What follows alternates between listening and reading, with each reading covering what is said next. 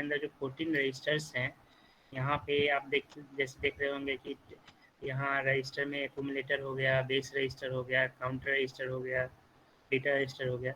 उसी तरीके से आपको यहाँ पे फ्लैग रजिस्टर दिखता है, ठीक। तो ये इसका यूज इसके यूज़ के बिहाफ पे ही हम लोग आगे जितने भी कंडीशनल स्टेटमेंट चलाते हैं, जैसे कि इफ एल्स हो गया या लूप चलाते हैं, तो वो सब हम लोग को यूज करना होता है। मतलब इसको बिना पढ़े हुए हम लोग सर आपकी आगे, वॉइस लो है।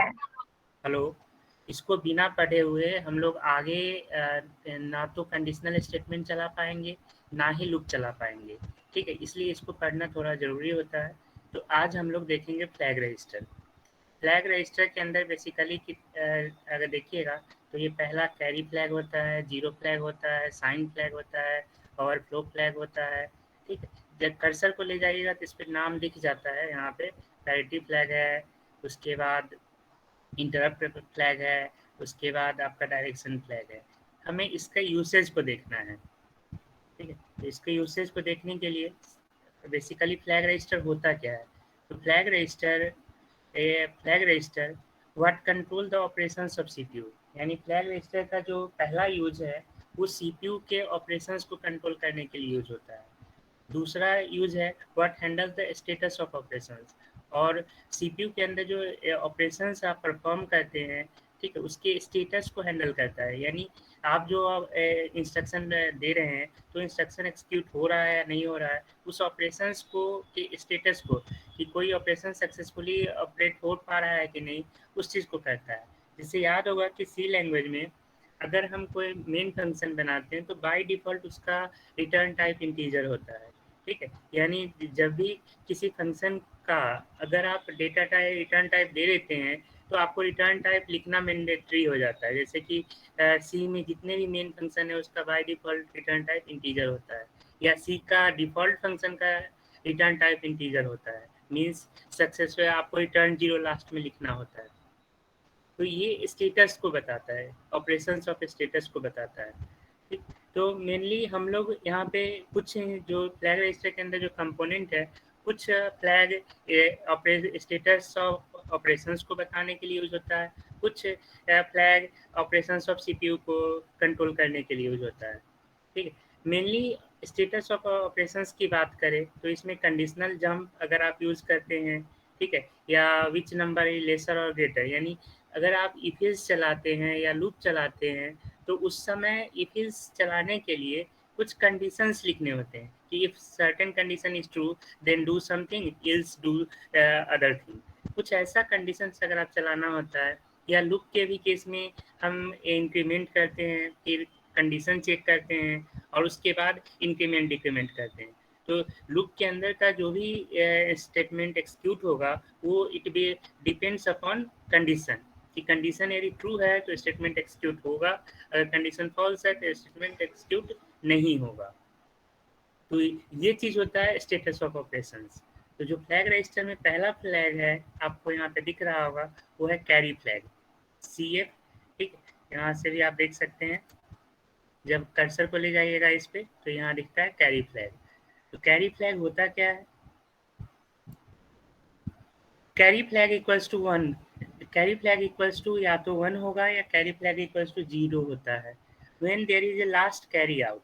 यानी जब कोई आप ऑपरेशंस परफॉर्म करते हैं चाहे एडिशन या सब्सट्रैक्शन का, तो उस समय अगर कैरी जनरेट होता है तो उसको हम लोग कैरी फ्लैग अगर जनरेट होता है तो उसको 1 बोल, कैरी फ्लैग 1 होगा, और अगर कैरी नहीं जनरेट होता है तो कैरी फ्लैग की वैल्यू 0 होती है। जैसे फॉर एग्जांपल आप ये नंबर है जहाँ पे कि 8 टाइम्स 1 लिखा हुआ है और 2 टाइम्स 0 लिखा हुआ है। अगर उसको आप एडिशन परफॉर्म करते हैं इस पे तो ये क्या करेगा, 1 1 क्या होता है 10 होता है, यानी रिजल्ट 0 आया, कैरी 1 हो गया। फिर से आप 1 1 जोड़ेंगे तो यहाँ 1 1 10 हो गया, कैरी 1 यहाँ आ गया और यहाँ रिजल्ट 0 हो जाएगा, फिर 0 और 1 1 हो जाएगा। यानी क्या देख रहे हैं, जब आप 8 टाइम्स 1 को और 6 टाइम्स 0 एंड 2 टाइम्स 1 को ऐड करेंगे तो उसमें आपको कैरी बिट जनरेट होता है, ठीक है। तो जब कैरी बिट जनरेट होता है यानी इस समय यानी एडिशन एंड ऑपरेशन यहाँ पे परफॉर्म करेंगे 8 टाइम्स 1 पे और 2 टाइम्स 1 पे, तो इस केस में मान लीजिए पहला इंस्ट्रक्शन आपने एक रजिस्टर में रख लिया 8 टाइम्स 1, दूसरा इंस्ट्रक्शन रख लिया आप 6 टाइम्स 0 एंड 2 टाइम्स 1, और उस पर अगर एंड ऑपरेशन परफॉर्म करते हैं तो उस समय कैरी फ्लैग की वैल्यू 1 हो जाती है। सिंपल है कि जब कैरी का जब अगर इतना तो थ्योरी पढ़ ही लिए होंगे कि कैरी फ्लैग कब जनरेट होता है, जब जब भी कोई आप इंस्ट्रक्शन परफॉर्म करते हैं तो 1 अगर 1 0 को ऐड कीजिएगा तो रिजल्ट 1 होगा, या 0 और 1 को ऐड कीजिएगा तो रिजल्ट 1 होगा। लेकिन अगर 1 और 1 को ऐड कीजिएगा तो रिजल्ट 10 होता है, यानी 10 में 0 आप एज ए रिजल्ट यूज करते हैं और 1 कैरी बिट यूज होता है, जो कैरी बिट नेक्स्ट इंस्ट्रक्शन के लिए यूज होता है। ठीक है, तो यही चीज जो रूल बेसिक रूल है वो यहाँ पे यूज होता है। तो जब कैरी इंस्ट्रक्शन को परफॉर्म करते वक्त कैरी बिट अगर जनरेट होता है तो कहाँ स्टोर होगा, कैरी फ्लैग के अंदर, यानी इसी फ्लैग के अंदर स्टोर होता है, इसके अंदर स्टोर होता है। तो जब जनरेट होगा कैरी फ्लैग तो यहाँ 0 बाय डिफॉल्ट 0 होता है, 0 जनरेट होता है तो 1 आएगा, नहीं तो 0 रहता है। इसी तरीके से दूसरा है parity flag, it ensures the validity of result. ठीक है, ये क्या है, पैरिटी फ्लैग किस लिए यूज होता है, ये रिजल्ट की वैलिडिटी को चेक करने के लिए यूज होता है। ठीक है, रिजल्ट की वैलिडिटी का मतलब हो गया कि जब पी एफ इक्वल्स टू 1 होगा, ठीक है, P F equals to 1 when there is even number of result. ठीक है, जब रिजल्ट में इवन नंबर ऑफ 1 आएगा तो उस समय क्या होगा, आपका पैरिटी फ्लैग की वैल्यू 1 होगी। जैसे अगर आप इस केस की बात करें तो इसमें कितने इस रिजल्ट में कितने 1 है, अगर आप इस रिजल्ट की बात करेंगे तो इस रिजल्ट में कितने 1 है, नंबर ऑफ 1 कितने हैं,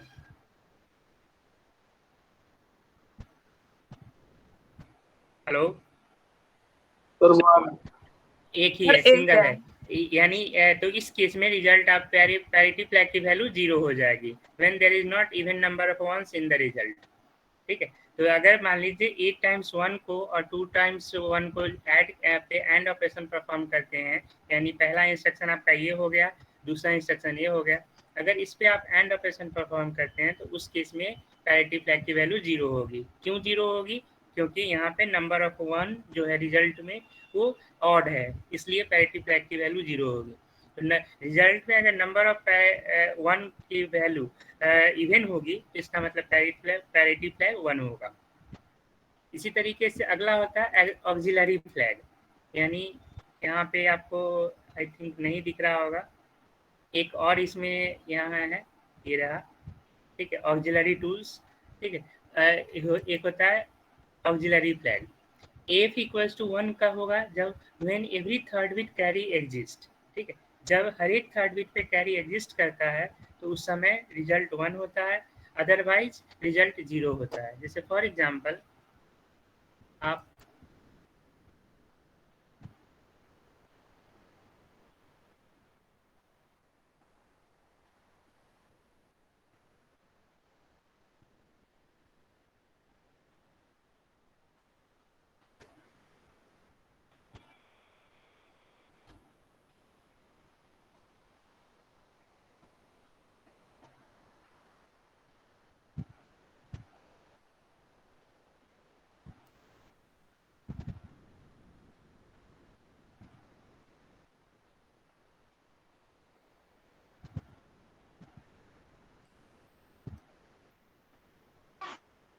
सर जी आवाज नहीं आ रही आपकी? अभी कुछ बोल ही नहीं रहे तो आवाज कहाँ से आएगी। ओके सर, मैंने सोचा सर मेरा नेट स्लो है ना मान एक्चुअली में। लीजिए कि जैसे 1 है यहाँ पे, 1 1 1, ये 1 है। सपोज कीजिए कि एल रजिस्टर में ये डेटा रखा हुआ है और बी एल रजिस्टर में ये डेटा रखा हुआ है, 0 0 0 0 0 1 1, और अब आप इस पे एंड ऑपरेशन परफॉर्म करते हैं। ठीक है, तो यहाँ क्या होगा, 1 1 जैसा रिजल्ट, बेसिक रूल क्या कहता है ऐड का, कि अगर आप 0 0 को रिजल्ट को जोड़िएगा तो 0 होगा, अगर आप 0 और 1 को जोड़िएगा तो रिजल्ट 1 होगा, अगर आप 1 और 1 को जोड़िएगा तो रिजल्ट आपका 10 होता है, जो कि यहाँ 0 होगा, और एक 1 कैरी में जाता है, यानी ये कैरी फ्लैग में जाता है। ठीक है, जैसे सपोज कीजिए कि अगर आप 1 1 और 0 1 को जोड़ेंगे, ठीक है, 0 अगर 3 बिट पे परफॉर्म करते हैं इसको, तो क्या होगा, 1 1 रिजल्ट हो गया 0, कैरी 1। अब 1 1 0 1 1 0 कैरी 1, यहाँ 1 आ गया और 0 0 0 हो जाएगा। ठीक है, उसके बाद 1 0 1 1 0 1, तो यहाँ 1 होगा। ठीक है, यानी ये जो कैरी है, ठीक है, तो अब यहाँ क्या होगा, तो ये रिजल्ट बना। ठीक है, ये कैरी कैरी बिट के रूप में जनरेट हुआ। इसी तरीके से जब आप इस पे इंस्ट्रक्शन परफॉर्म करेंगे, रिजल्ट क्या होगा, 1 1 10, यानी रिजल्ट हो गया 0, कैरी 1 आया। फिर 1 1 0, ठीक है, कैरी 1 और 0 और 1 1 हो गया। फिर 1 1 10, रिजल्ट 0 हुआ, कैरी 1 हुआ। अब सब जगह पे क्या होगा, 0 रिजल्ट बनता जाएगा और कैरी 1 जनरेट होता जाएगा। ठीक, कैरी 1 जनरेट होता जाएगा। ये 1 हो गया, यहाँ 1 आएगा, यहाँ 1 आएगा, यहाँ 1 आएगा, यहाँ 1 आएगा। अब आपको यहाँ देखना है कि इसमें ये कैरी वाला बिट है, these are the carry bit, carry bit है। अब आप देखिए थर्ड पोजीशन पे, यहाँ थर्ड पोजीशन है, इस पे ये आपका थर्ड पोजीशन है, इस थर्ड पोजीशन पे कैरी बिट 1 है, इस कैरी बिट के में देखना है। फिर अगला फर्स्ट सेकंड थर्ड, इस पे भी कैरी बिट 1 है। ठीक है, उसके बाद आगे जाएंगे। ठीक है, तो यहाँ अगला बिट है ही नहीं। ठीक है, लेकिन हमें जितना काउंटिंग का बिट है, कैरी बिट की जितनी भी काउंटिंग वाली बिट है, उसमें क्या देख रहे हैं कि हर एक थर्ड बिट पे कैरी 1 होता है। ठीक है, तो ऑक्सिलरी इस केस में, यानी आपका ऑक्सिलरी फ्लैग की वैल्यू क्या हो जाएगी, एफ की वैल्यू 1 हो जाएगी। और एफ की वैल्यू 0 कब होगी, जब हर एक थर्ड बिट पे जो कैरी थर्ड बिट होगा उस पे 0 नहीं, अगर 1 नहीं आता है तो 0 हो जाएगा। समझ आया, समझ आया?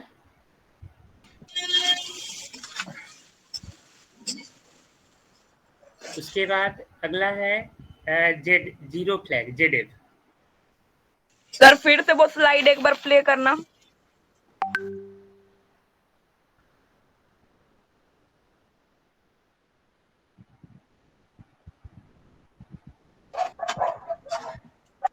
सर हो ये गया, समझ में नहीं आया, ऑक्सिलियरी 1 कैसे आया? ऑक्सिलरी 1 कैसे आया, इसका सिंपल लॉजिक समझिए। ऑक्सिलरी 1 आने का ये होता है कि ऑक्सिलरी पे 1 कब रखा जाएगा, जब when every third bit carry exist, यानी जब आप कोई भी इंस्ट्रक्शन परफॉर्म करते हैं, ठीक है, कोई भी ऑपरेशन परफॉर्म करते हैं, तो जो कैरी बिट जनरेट होती है उस कैरी बिट पे अगर हर एक थर्ड बिट पे 1 आएगा तो ऑक्सिलरी फ्लैग की वैल्यू 1 होगी, अदरवाइज 0 होगी। जैसे फॉर एग्जांपल हमने यहाँ पे इंस्ट्रक्शन परफॉर्म किया, तो यहाँ पे क्या देख रहे हैं कि कैरी बिट आपके पास 7 है। ठीक है, कितने हैं, 3 3 6 2 8, 8 बिट कैरी बिट है। ठीक है, इस 8 बिट पे आपको 8 बिट पे जो थर्ड पोजीशन है, तो ये पहला थर्ड पोजीशन है। ठीक है, और ये अगला थर्ड पोजीशन है। ठीक है, यस अगर सर। हर एक थर्ड बिट पे 1 एग्जिस्ट करता है, इसका मतलब ऑक्सिलरी फ्लैग की वैल्यू 1 होगी। बात समझ में आया? और सर अगर 1 की जगह 0 एग्जिस्ट करता है तो उसकी तो वैल्यू 0 ऑक्सिलरी होगी। फ्लैग, हाँ, ऑक्सिलरी फ्लैग की वैल्यू 0 हो जाएगी। ठीक है, सिंपल लॉजिक है यही। तो सर हमें हर बार राइट टू लेफ्ट हमें 3 3 के पेयर्स ही बनाने हैं। बिल्कुल वही बनाना है। Okay sir. ठीक है, इसी तरीके से था when Z F, zero flag की वैल्यू 1 कब होगी, जब रिजल्ट 0 होगा। और जीरो फ्लैग की वैल्यू 0 कब होगी, जब रिजल्ट 0 नहीं होगा। ठीक है, यानी तो जनरली क्या होता है, अगर आप इंस्ट्रक्शन परफॉर्म करते हैं तो क्या देखते हैं, अगर रिजल्ट ये 0 है, ठीक है, ये 0 है, यहाँ 1 है, ठीक है, और यहाँ 0 है। ठीक है, तो जीरो फ्लैग क्या कहता है, जीरो फ्लैग पे 1 कब सेट होगा, जीरो फ्लैग कहने का मतलब आपका ये वाला, ये जीरो फ्लैग पे 1 कब सेट होगा।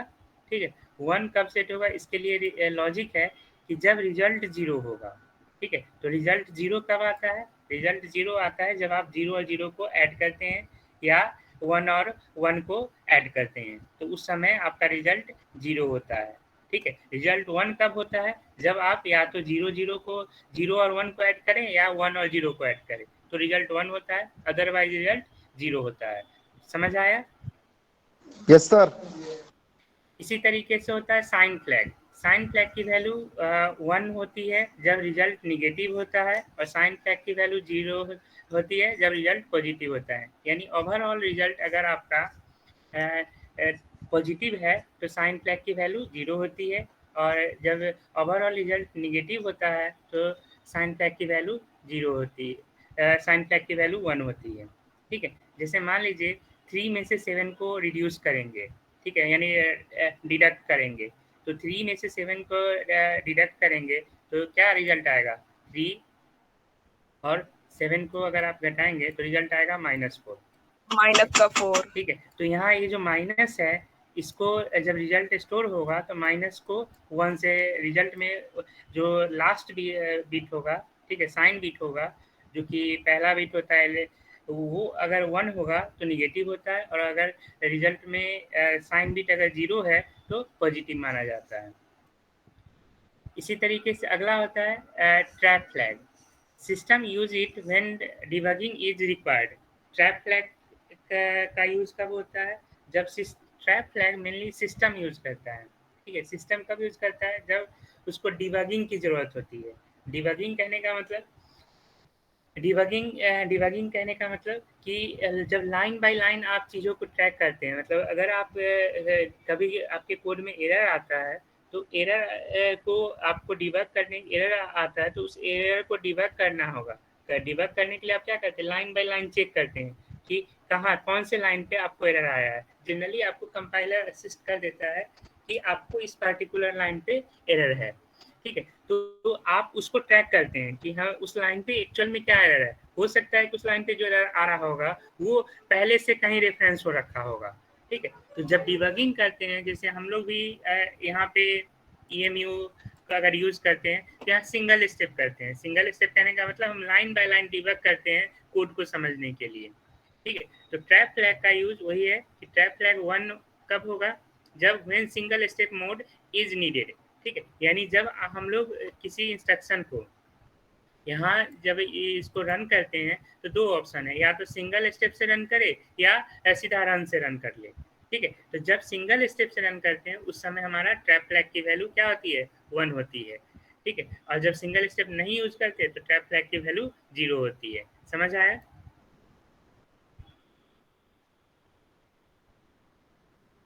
अगला है इंटरप्ट फ्लैग। इंटरप्ट फ्लैग की वैल्यू IF की वैल्यू 1 होगी जब इंटरप्ट इज कॉल्ड, और IF की वैल्यू 0 होती है जब इंटरप्ट इज नॉट कॉल्ड, ठीक है। इंटरप्ट का मतलब क्या होता है? जनरली बाधा होता है। यानी जब भी माइक्रो प्रोसेसर को कुछ भी दिक्कत होती है, माइक्रो प्रोसेसर जनरली इंटरप्ट को कॉल कब करता है? जब वो अपना टास्क रोकता है, और अपना टास्क रोकने का उसका मेन जो कॉजेज है वो या तो जब CPU से उसको कीबोर्ड से जब इनपुट लेना होता है उस समय वो कॉल करता है, या जब मॉनिटर पे आउटपुट देना होता है उस समय कॉल करता है। लेकिन इन जनरल अगर आप कभी भी जब भी कोई प्रोग्राम बनाते हैं ना, तो बाय डिफ़ॉल्ट आपका इंटरप्ट ऑन ही होता है, मतलब कि माइक्रो प्रोसेसर को दिक्कत ही होता है। यानी 2 तरह का प्रोग्राम, जैसे आप मान लीजिए लूप चला रहे हैं, ठीक है। तो एक जनरली हम लोग लूप क्या चलाते हैं? 1 से लेके 10 तक या 20 तक या 25 तक चलाते हैं। लेकिन अगर आप जब इनफाइनाइट लूप चला देंगे तो उस समय क्या होता है कि सिस्टम कंटिन्यूअसली चलता रहता है। इनफाइनाइट लूप की जरूरत कब पड़ती है? जैसे ATM का जितने भी ऑनलाइन सर्वर है, ठीक है, या डोमेन रन कर रही होती है, वो इनफाइनाइट टाइम के लिए रन कर रही होती है। वहाँ पे ऐसा कुछ नहीं होता है कि वो आपको किस पर्टिकुलर 5 या 10 मिनट के लिए रन करना है, ठीक है। तो इंटरप्ट का मतलब, इंटरप्ट जनरली अगर आप देखेंगे कि जब भी आप सिस्टम यूज कर रहे हैं तो उस समय अगर आप इमुलेट कर रहे होते तो जो इंटरप्ट फ्लैग होता है वो हमेशा 1 होता है। यानी अगर आपने माइक्रो प्रोसेसर को यूज कर रहे हैं ना, तो माइक्रो प्रोसेसर को दिक्कत हो रहा होता है, और इसलिए वो ये वैल्यू हमेशा 1 ही रखता है, ठीक है। इसका मतलब है कि ये IF की value 1, this is called interrupt flag. यहाँ कर्सर लेके जाइए, यहाँ दिखा रहा है इंटरप्ट इनेबल फ्लैग 1। ठीक है, तो ये हमेशा 1 ही रखेगा। 1 का इसका मतलब क्या है, व्हेन इंटरप्ट इज कॉल्ड। ठीक है, तो ये इंटरप्ट कॉल यहाँ 1 क्यों दिख रहा है, क्योंकि आपने इस EMU को इसको इमुलेट में डाल दिया है। ठीक है, जैसे ही इमुलेट में डालेंगे, अगर मान लीजिए इसको बंद कर दिए, तो अभी आपने सिंपली EMU खोला। ठीक है, लेकिन तो अभी इंटरप्ट 1 नहीं होगा, लेकिन जैसे ही इस प्रोग्राम में कुछ लिखे ना लिखे, अगर आप इसको कंपाइल करने असेंबल करने की कोशिश करते हैं, ठीक है, इमुलेट करते हैं, तो जैसे ही इमुलेट करेंगे, अगर ये विंडो ऑन हो गया, मतलब माइक्रो प्रोसेसर रुका हुआ है, वो देख रहा है कि आप कुछ ना कुछ करना चाह रहे हो।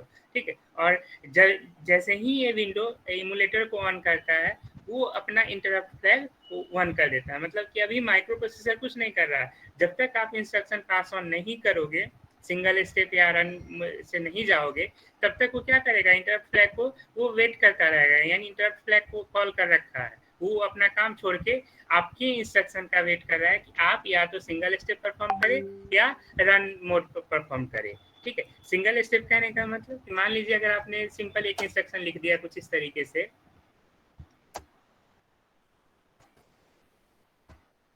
MOV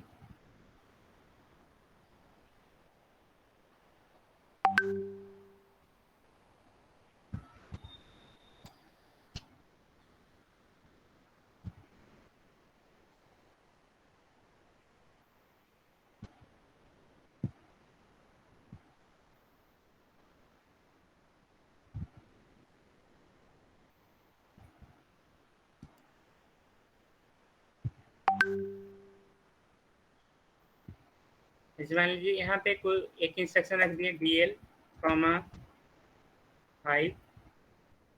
उसके बाद add DL, 48, देन अब इसको डिस्प्ले कराना है, MOV 8, 2 से INT 21H। ठीक, अगर आप इस इंस्ट्रक्शन को जैसे ही लिखने के बाद इमुलेटर को ऑन किए, यहाँ इमुलेटर को ऑन किए, तो ये जैसे ही इमुलेटर ऑन हो गया, तो अब आपके पास ऑप्शन है कि इस इंस्ट्रक्शन को सिंगल स्टेप से रन करें, ठीक है, या डायरेक्ट 1 स्टेप में ही रन कर ले। ठीक है, जैसे सपोज कीजिए इसको रन किए, देखिए आपको आउटपुट आ गया होगा यहाँ पे। ठीक है, तो ये तो 1 स्टेप में ही सारा इंस्ट्रक्शन, जैसे ही रन पे क्लिक किए, जितने भी प्रोग्राम में इंस्ट्रक्शन लिखे गए होंगे, ये पूरा एक बार में एक्सिक्यूट होता है 1 बाय 1, और रिजल्ट आपको एक बार में दिख जाता है। लेकिन इसी जगह पे अगर हम लोग इस तरीके से रन करें,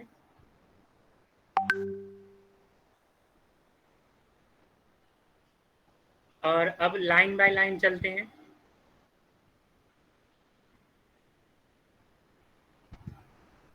अब लाइन बाय लाइन चलते हैं, ये इंस्ट्रक्शन को एक्सिक्यूट करते हैं। देखिए, जैसे ही आप यहाँ पे ये रहा फ्लैग रजिस्टर, फ्लैग रजिस्टर मतलब इंटरप्ट ऑन हो रखा है।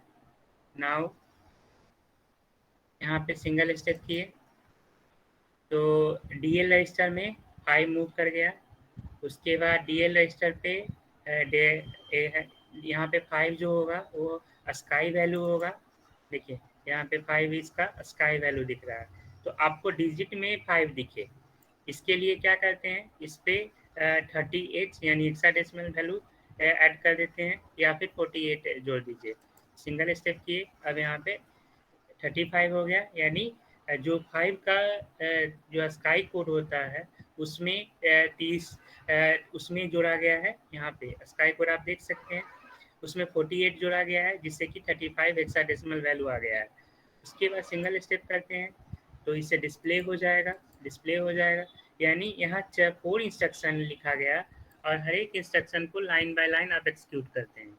ठीक है, तो जब भी इमुलेटर को कॉल करते हैं, तो इमुलेटर को कॉल करेंगे तो इंटरप्ट फ्लैग क्या कर देता है, 1 रखता है।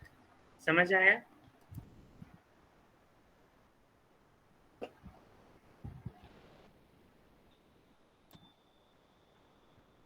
समझ आया? अगला है डायरेक्शन फ्लैग। डायरेक्शन फ्लैग की वैल्यू 1 होती है जब string automatically decrement the address, और DF की वैल्यू 0 होती है जब string does not automatically decrement the address. यानी जब आप स्ट्रिंग को रिवर्स ऑर्डर में प्रिंट कराओगे, यानी स्ट्रिंग पे कोई भी रिवर्स ऑपरेशन परफॉर्म करते हो, जैसे कि स्ट्रिंग को रिवर्स ऑर्डर में आपको दिखाना है, स्ट्रिंग को रिवर्स करने का प्रोग्राम बनाते हो, तो उस समय डायरेक्शन फ्लैग की वैल्यू 1 होती है। लेकिन इसके अलावा अगर आप कॉन्केटनेट करने का प्रोग्राम बनाते हो या रिजल्ट को स्ट्रिंग को सिंपली एक स्ट्रिंग को डिस्प्ले कराने का बनाते हो, तो उस समय डायरेक्शन फ्लैग की वैल्यू 0 होती है। तो डीएफ में बहुत ज़्यादा लॉजिक नहीं है। डीएफ में बस है कि जब आप स्ट्रिंग का रिवर्स का प्रोग्राम बनाएंगे उस समय डायरेक्शन फ्लैग की वैल्यू 1 होगी और बाकी हमेशा डीएफ की वैल्यू 0 होती है। ठीक है, रिवर्स करने के लिए ही सिर्फ स्ट्रिंग के केस में ही डीएफ की डायरेक्शन फ्लैग यूज होता है, बाकी यूज नहीं होता है। इसके अलावा है अगला है ओवरफ्लो फ्लैग। ओवरफ्लो फ्लैग की वैल्यू ओएफ की वैल्यू 1 कब होगी? When result is too big to fit in the destination. ठीक है, यानी जब ओवरफ्लो, जैसा जानते ही होंगे कि अगर 8 बिट में कोई इंस्ट्रक्शन परफॉर्म कर रहे हैं, जैसे फॉर एग्जांपल आप अगर यहीं पे 1 और 1 को जनरेट कराते हैं, ठीक है, 1 और 1 को जोड़ते हैं, तो रिजल्ट क्या बनता है? 1 और 1 को जोड़ते हैं तो यहाँ रिजल्ट 0 बनता है। ठीक है, और ये जो वास्तव में क्या हो गया, 1 और 1 रिजल्ट बना 10। ठीक है, जिसमें कि ये जो 1 है वो as a carry bit use हुआ, जो कि अगले इंस्ट्रक्शन के लिए काम आएगा। ठीक है, इस 1 को कहीं तो यूज करते हैं ना, और एक कहीं यूज कहाँ करते हैं? अगले इंस्ट्रक्शन के लिए यूज करते हैं। जैसे अगर इस जगह पे हमने परफॉर्म किया तो 1 और 1 को जोड़े तो रिजल्ट आया 10, 10 का 0 एज ए रिजल्ट यूज हो गया, और अगला 1 जो है वो एज ए ये ओवर आगे गया, कैरी बिट पे गया, और कैरी बिट पे अब इस 1 को यहाँ से जोड़ेंगे, तो ये 1 कहाँ से आया है? इस इंस्ट्रक्शन का, ये इंस्ट्रक्शन का रिजल्ट है। ठीक है, तो एक टाइम ऐसा आता है कि आप देख रहे हो कि ये जो 1 है क्या हो गया, क्या ओवरफ्लो होगा। ठीक है, तो ओवरफ्लो मतलब जब आप इसका इस केस में रिजल्ट कितने बिट में बन रहा था? आप 8 बिट पे रिजल्ट परफॉर्म कर रहे हैं, लेकिन ओवरऑल रिजल्ट जो बन रहा है वो 9 बिट पे जा रहा है और आपके पास 8 बिट ही है। तो जब भी अगर आपके जब रिजल्ट आप टास्क परफॉर्म कर रहे हैं 4 बिट पे या 8 बिट पे या 16 बिट पे, और रिजल्ट बन रहा है अगर 4 बिट पे कर रहे हैं तो रिजल्ट बन रहा है 5 बिट पे, या अगर 8 बिट पे कर रहे हैं तो रिजल्ट 9 बिट पे जा रहा है, या अगर रिजल्ट से अगर ऑपरेशन परफॉर्म करें 16 बिट पे और रिजल्ट जनरेट हो रहा है 17 बिट का, तो उस समय जो एक बिट ओवरफ्लो होता है, यानी वहाँ पे उस समय ओवरफ्लो जनरेट किया जाता है। तो इसको सीपीयू कैसे हैंडल करता है? सिंपली जो ओवरफ्लो हुआ उसको ओवरफ्लो फ्लैग पे, जैसे ही ओवरफ्लो का केस जनरेट होता है तो ओवरफ्लो फ्लैग को 1 कर देता है, और उस इंस्ट्रक्शन को आपको रखना है या छोड़ना है वो आपके इंस्ट्रक्शन पे डिपेंड करता है या आपके प्रोग्राम पे डिपेंड करता है। सिंपली सीपीयू अपने स्टेटस के लिए कि अगर रिजल्ट ओवरफ्लो हुआ है तो आपका ओएफ की वैल्यू को 1 कर देगा, नहीं हुआ है तो 0 रख के मेंटेन करता है। ठीक है, तो इस तरीके से जो हमारे पास फ्लैग रजिस्टर है, वो फ्लैग रजिस्टर में मेनली हमारे पास कंट्रोल फ्लैग होता है, पैरिटी फ्लैग होता है, ऑक्सिलरी फ्लैग होता है, जीरो फ्लैग होता है और साइन फ्लैग होता है। ये जो 5 फ्लैग है वो स्टेटस फ्लैग कहलाता है, मतलब ये स्टेटस फ्लैग के लिए यूज होता है।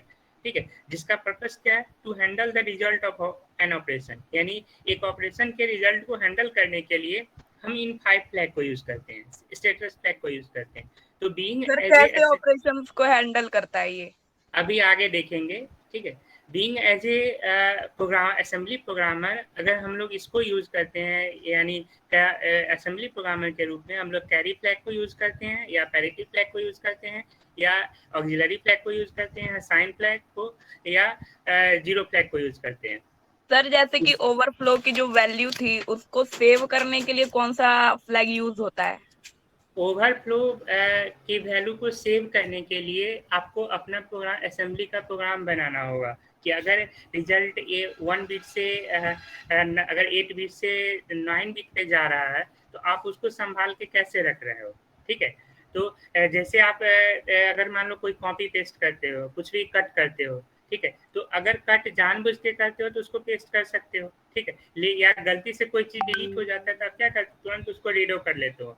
तो अंडो रीडो ऑपरेशन का आपके पास दिया गया ना कि अगर डिलीट हो, ऐसा हो सकता है कि जानबूझ के हो या अनजाने में हो, तो इन ऑल केसेस आप रिकवरी कर सकते हो। या अगर कोई फाइल को ही डिलीट करते हो तो एक तो होता है कि परमानेंटली डिलीट करना है या एक होता है टेम्पोररी डिलीट करना है। तो टेम्पोररी डिलीट करने का मतलब रिसाइकल बिन में जाके स्टोर हो जाता है।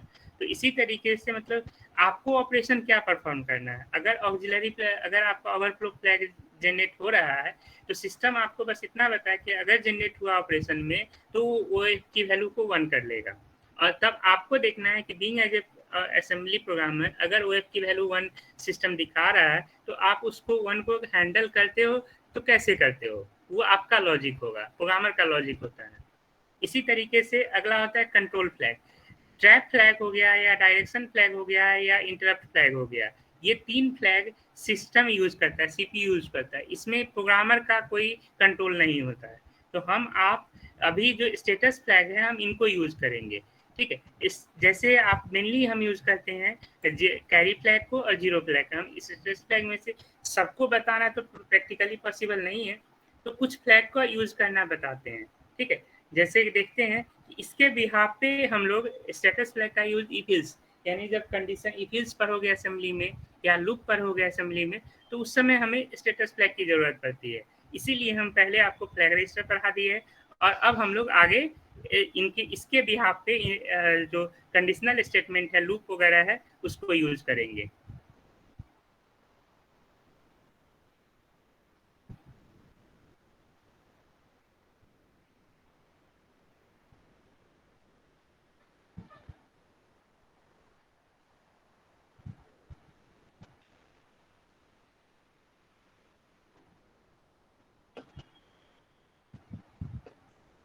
देखिए जैसे आप मान लीजिए कि यहाँ पे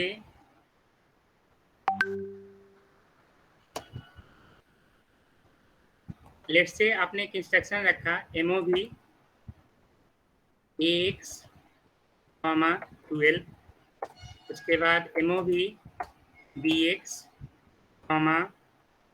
13।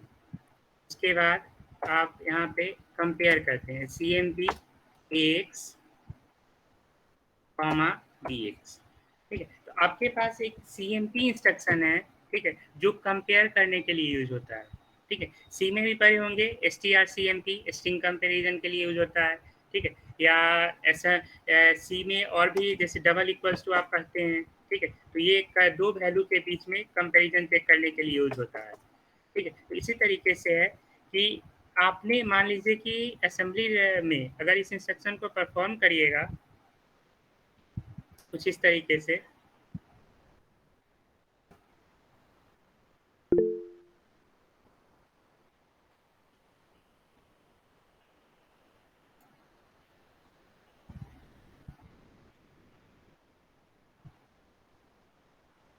यहाँ है। अब इसको इमुलेट कीजिए, इमुलेट करते हैं।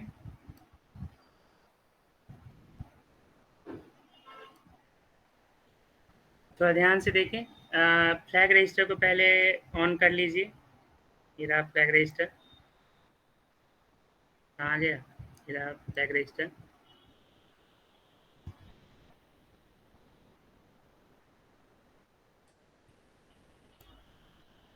ठीक, अभी कैरी फ्लैग की वैल्यू क्या है, 0 है। जीरो फ्लैग की वैल्यू क्या है, 0 है। देखिए carry flag 0, zero flag 0, sign flag 0, overflow flag 0, parity flag 0, auxiliary flag 0, interrupt flag 1 और डायरेक्शन फ्लैग 0, ठीक है। तो मेनली हम लोग को देखना है जब आप कंपेयर करते हैं, कंपेयर करने का मतलब क्या हुआ कि हमने एक्स रजिस्टर पे कुछ वैल्यू रखा, बी एक्स रजिस्टर पे कुछ वैल्यू रखा और कंपेयर करते हैं तो क्या होता है। सिंगल स्टेप किए, एक रजिस्टर पे कुछ वैल्यू गया, सिंगल स्टेप किए, बी एक्स रजिस्टर पे कुछ गया, फिर सिंगल स्टेप करते हैं, ठीक है। कहाँ गया फ्लैग रजिस्टर,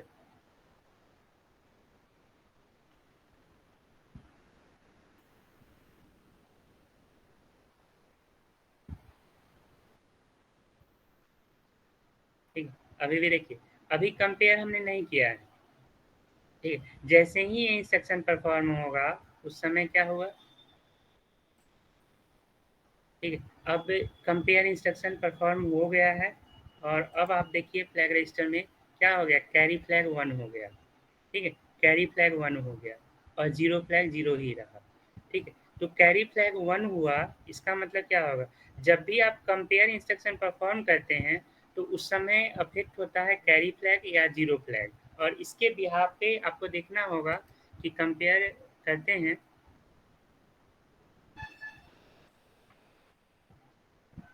ठीक, कंपेयर करते हैं तो मेनली हमारा कैरी फ्लैग या जीरो फ्लैग अफेक्ट होता है।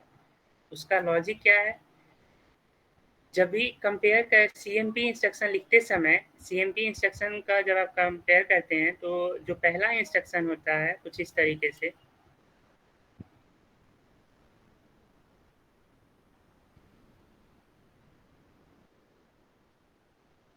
जैसे हमने रखा एमओवी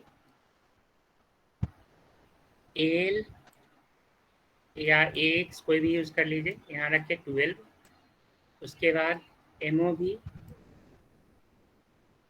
बीएल कॉमा 13, और फिर अगर आप कंपेयर करते हैं सीएमपी एल कॉमा बीएल, ठीक है।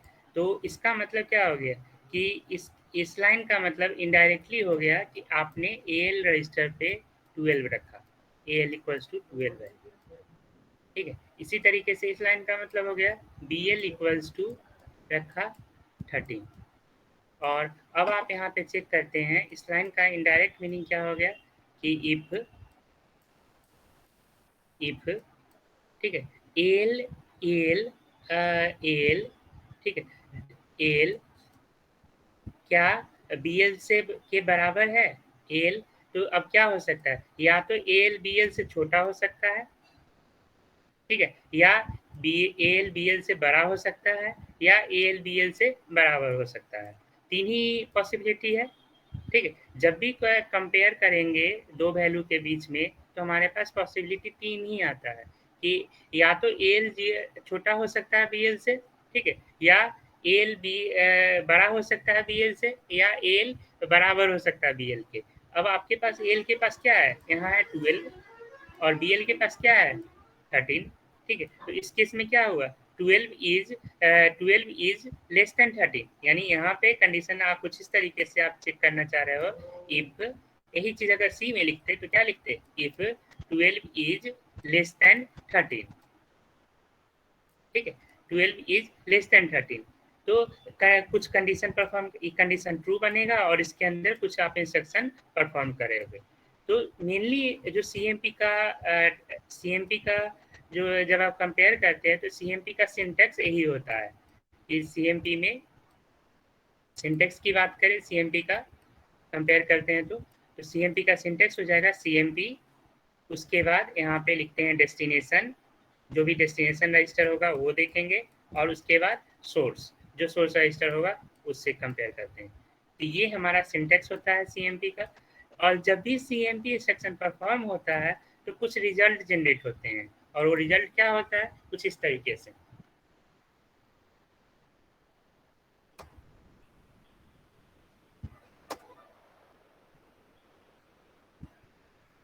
ये है,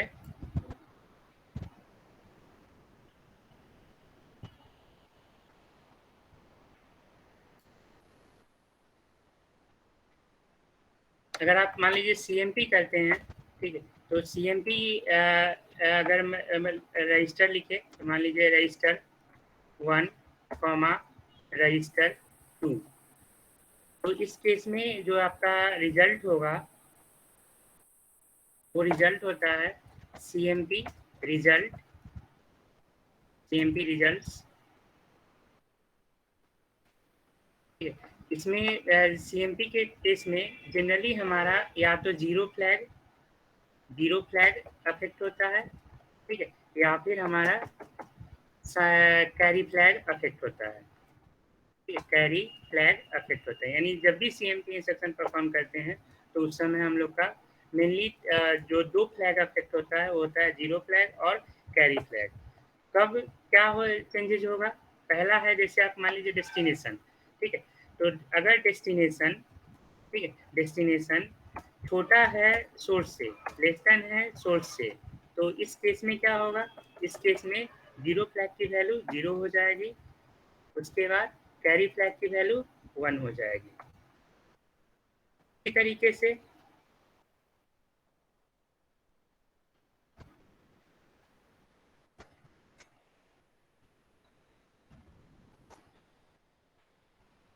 जब डेस्टिनेशन बड़ा होता है सोर्स से, तो उस केस में जीरो फ्लैग भी 0 होता है और कैरी फ्लैग भी आपका 0 होता है। इसी तरीके से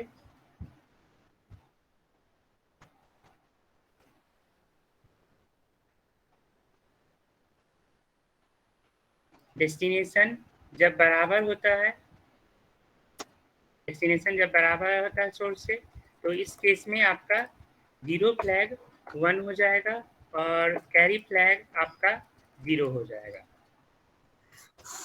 ठीक है, सर ये किसके बीच कंपैरिजन हो रहा है, सोर्स ये कोड और कैरी कोड के बीच? डेस्टिनेशन और सोर्स के बीच में, यानी जब भी कंपेयर करेंगे तो कंपेयर के केस में पहला जो वैल्यू होता है वो डेस्टिनेशन वाला वैल्यू होता है और दूसरा वैल्यू जो होता है वो सोर्स वाला वैल्यू होता है।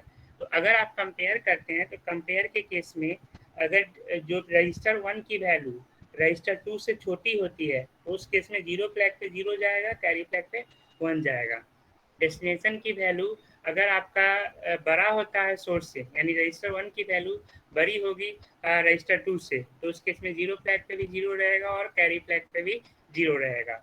और डेस्टिनेशन की वैल्यू अगर बराबर होती है सोर्स से, तो उस केस में जीरो फ्लैग की वैल्यू भी 1 होती है और कैरी फ्लैग की वैल्यू 0 हो जाती है। और इसके बिहाफ पे कुछ इंस्ट्रक्शन परफॉर्म, कुछ और कैरी और इंस्ट्रक्शन जनरेट होता है। ठीक है, जैसे पहला है आपका जंप कैरी। जंप कैरी ये कब हो, जंप कैरी कब यूज होगा? ठीक है, यानी जब इंस्ट्रक्शन पे जंप करना है, जब कैरी बिट 1 होगा। ठीक है, ये कब काम करता है? इफ कैरी बिट 1, यदि कैरी एग्जिस्ट करता है, कैरी एग्जिस्ट अगर करेगा तो कैरी एग्जिस्ट कब करेगा? जब आपका डेस्टिनेशन छोटा होगा सोर्स से। ठीक है, तो उस केस में जंप कैरी 1 होगा। मतलब और इसी तरीके से जंप नॉट कैरी कब होगा? जंप जेएनसी का इंस्ट्रक्शन कब चलेगा? जब कैरी बिट पे 0 हो। कैरी बिट पे 0 कब हो सकता है? जब या तो डेस्टिनेशन बड़ा होता है सोर्स से या डेस्टिनेशन जो बराबर होता है सोर्स से। यानी रजिस्टर 1 की वैल्यू अगर बड़ी होगी रजिस्टर 2 से, तो उस केस में जेएनसी चला सकते हैं, यानी जंप नॉट कैरी इंस्ट्रक्शन चला सकते हैं। या जेएनसी की डेस्टिनेशन की रजिस्टर 1 की वैल्यू सोर्स के बराबर होती है, तो उस केस में भी आप जंप नॉट कैरी चला सकते हैं। तो आप पहले इस चीज को समझे, इस तीनों इंस्ट्रक्शन को परफॉर्म करके देखिए एक एक करके। जैसे अभी हमने रखा है यहाँ पे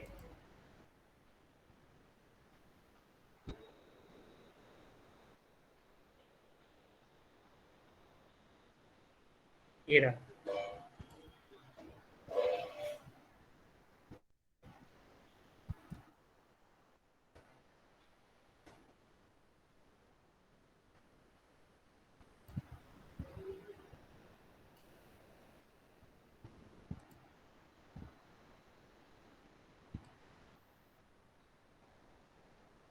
देखिए अभी हमने इंस्ट्रक्शन परफॉर्म किया तो हमारे पास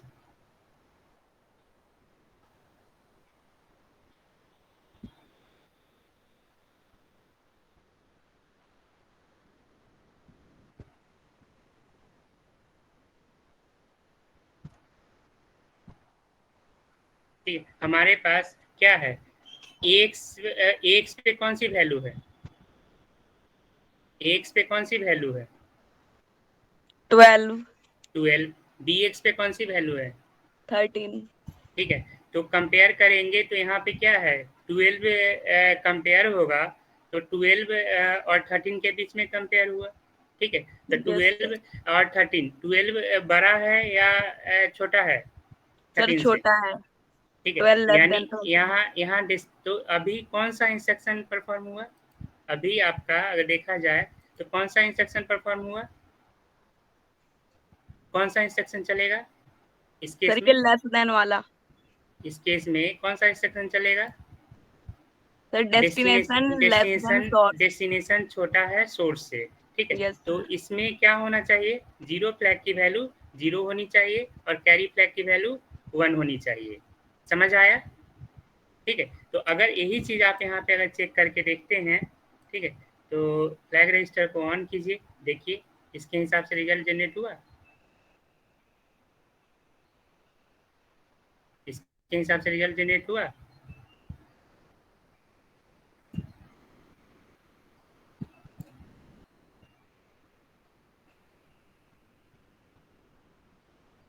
समझ आया? Yes sir. ठीक है। इसी तरीके से डेस्टिनेशन, अगर यही चीज़ अब यहाँ पे मान लीजिए एक रजिस्टर पे 13 कर रख देते हैं और बी एक्स रजिस्टर पे 13 कर देते हैं, तो इस केस में क्या हो जाएगा, डेस्टिनेशन अब कौन सा है, एक्स मतलब डेस्टिनेशन बराबर है बी एक्स के, ठीक है। तो बी ए यानी डेस्टिनेशन बराबर है, सो रजिस्टर 1 पे भी 13 है, रजिस्टर 2 पे भी 13 है, तो दोनों क्या है, रजिस्टर 1 रजिस्टर 2 के बराबर है। तो जब इस इंस्ट्रक्शन को परफॉर्म करेंगे तो उस समय रिजल्ट क्या आना चाहिए, जीरो फ्लैग, जो थ्योरी कहता है कि जीरो फ्लैग पे 1 होगा और कैरी फ्लैग पे 0 होगा। तो आप चेक करके देख सकते हैं इसको, पहले वाले सारे को हटा दीजिए, अब आप इमुलेट कीजिए, यहाँ से फ्लैग रजिस्टर को 1 कर दिए, अब सिंगल स्टेप करते हैं, सिंगल स्टेप किए, सिंगल स्टेप किए, देखिए जीरो फ्लैग पे 1 हो गया, यही था ना।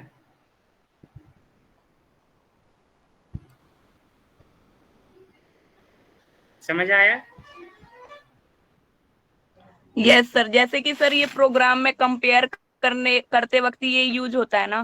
बिल्कुल बिल्कुल, यही चीज हम शुरू में बोले थे कि जब आप इफिल्स लगाइएगा या लूप चलाइएगा उस समय हम लोग इसका ध्यान रखते हैं, कैरी फ्लैग का, जीरो फ्लैग का ध्यान रखते हैं कि आपको कौन से इंस्ट्रक्शन पे जाना है, यानी इफ कंडीशन, इफ पे कुछ टास्क परफॉर्म करना है या इल्स पे कुछ टास्क परफॉर्म करना है, उसके लिए आपको कंपेयर करना होगा। तो जब आप कंपेयर करेंगे तो ये टेबल को याद रखिएगा, आप स्क्रीनशॉट ले लीजिए, ठीक है। मेन जो लॉजिक है यही है, इसका स्क्रीनशॉट ले लीजिए, इसके बिहाफ पे ही आप काम कर सकते हो। समझ आया यहाँ तक? सर ये सी लैंग्वेज की कंडीशनल स्टेटमेंट की तरह ही है ये भी। बिल्कुल बिल्कुल, यानी जो इफिल्स का, जो डेनिस रिची ने इफिल्स लिखा, स्टेटमेंट लिखा होगा, तो डेनिस रिची लिखवाए होंगे या आपने लिखे होंगे, तो उस समय वो इसी तरीके से लिखे होंगे, इसी का कोड किए होंगे, जो हम आप अभी प्रोग्राम बना रहे हैं वो उस समय वो लोग किए होंगे। समझ आया? सर मेरा एक क्वेश्चन है सर, जैसे बोलिए। कि हम सी लैंग्वेज में कोई सा भी स्टेटमेंट में जैसे रिलेशन भी फाइंड करना हो या फिर कंडीशन चेक करना हो तो हम कर लेते हैं, तो सर इसमें भी ये पॉसिबल है सेम कोडिंग? बिल्कुल बिल्कुल पॉसिबल है, यहाँ भी वैसे ही करना है, लेकिन उसके लिए क्या है कि आपको यहाँ इंस्ट्रक्शन पे काम करना होगा, ठीक है। आप सीधा इफिल्स नहीं चला सकते हैं, आपको इफिल्स चलाने के लिए आपको इफिल्स का प्रोग्राम बनाना होगा।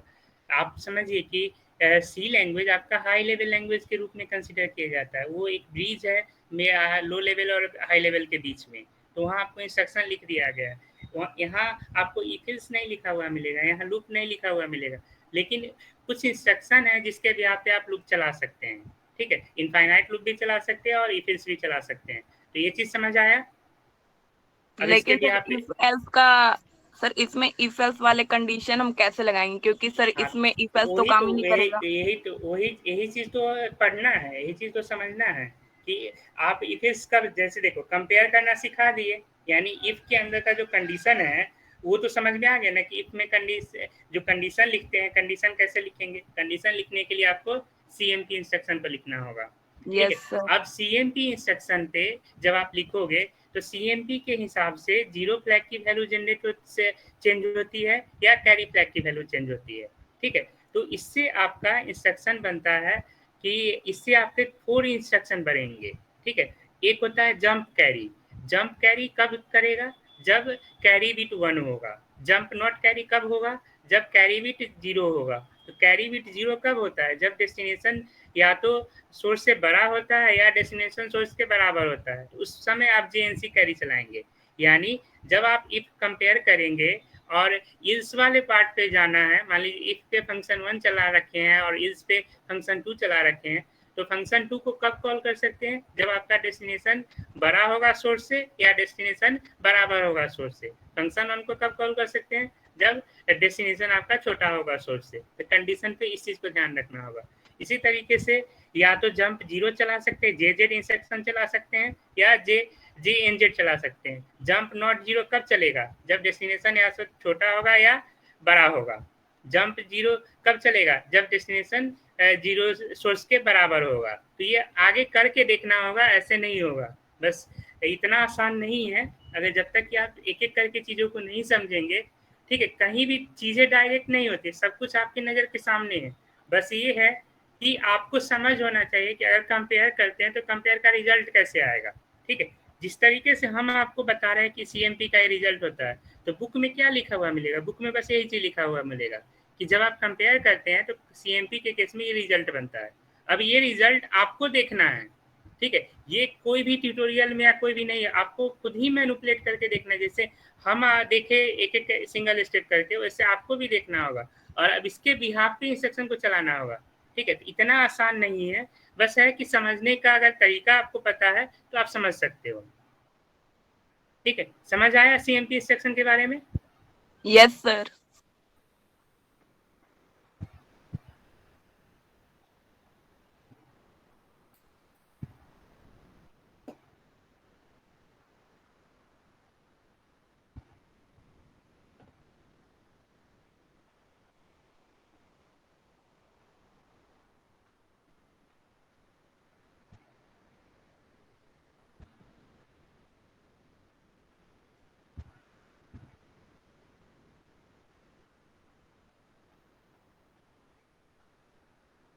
ठीक है, तो एक तो इफ एल्स इसके बिहाफ पे चलाएंगे। इसके अलावा एक और है आपका, जैसे यहाँ लूप चलाना होगा।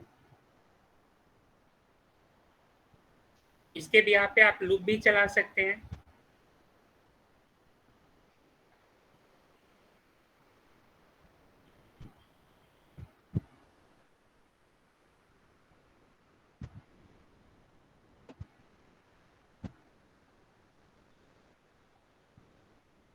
सपोज कीजिए लूप चलाने के लिए, यहाँ लूप चलाने के लिए जो सिंटेक्स होता है लूप का, यहाँ लूप कैसे यूज करेंगे? जब आप लूप यूज करेंगे, when CPU executed JMP the offset of destination is moved into CPU. Loop चलाने के लिए लिखना क्या होगा? सबसे पहले आपको एक लेवल बनाना होगा। ठीक है, मतलब यहाँ पे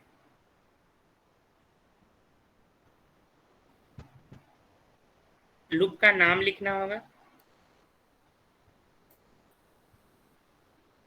लूप का नाम,